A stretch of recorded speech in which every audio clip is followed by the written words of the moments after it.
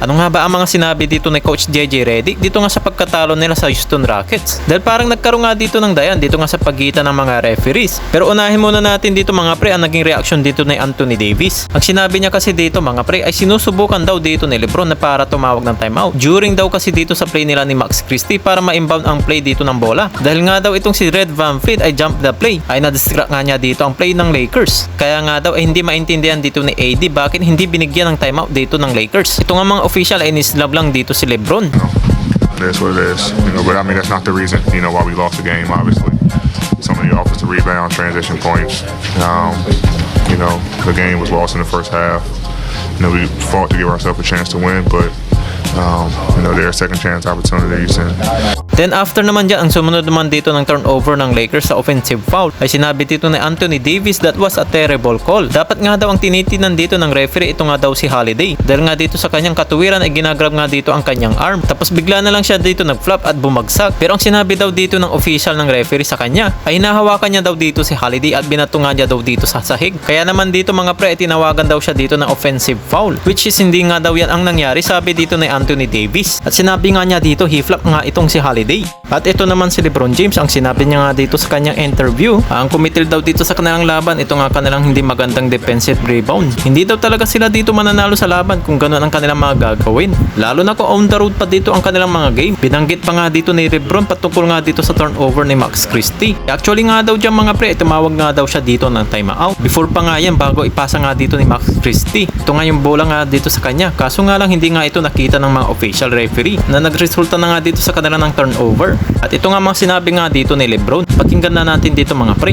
No, that's why I called the timeout because I saw it go wrong. They played it good. They stayed on top of everything. I saw Fred shoot the gap on me, and I called timeout before. I think Max definitely still had the ball in his hand. Wasn't rewarded, but that's that happens. So we don't lose the game because of that.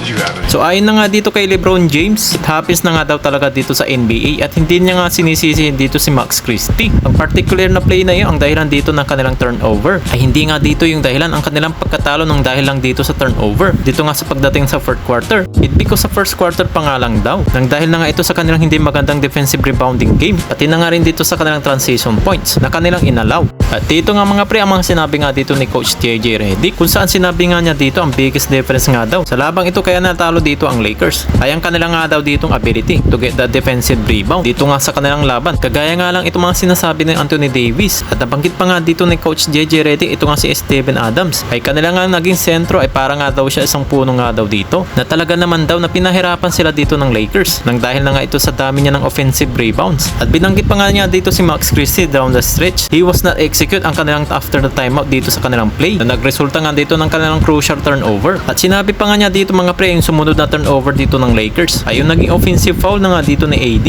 Ayun nag-flop nga itong si Holiday ay nirewardan nga daw dito ng mga referee dito nga sa kanilang naging laban. At atin na nga dito pakikinggan mga pre ang mga sinabi na nga dito ni Coach Redick.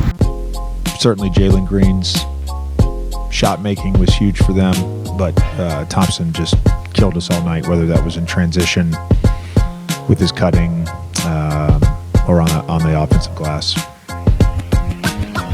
Kaya ayan ang mga pre ang gustong sabihin dito ng mga Lakers. Ang kadahilanan nila dito ng pagkatalo. Hindi naman nila sinisi dito si Max Christie mga pre. Kundi ang sinisi naman nila dito ang kanilang bad first half performance. Kaya naman dapat wala naman sila dito dapat sisihin mga pre.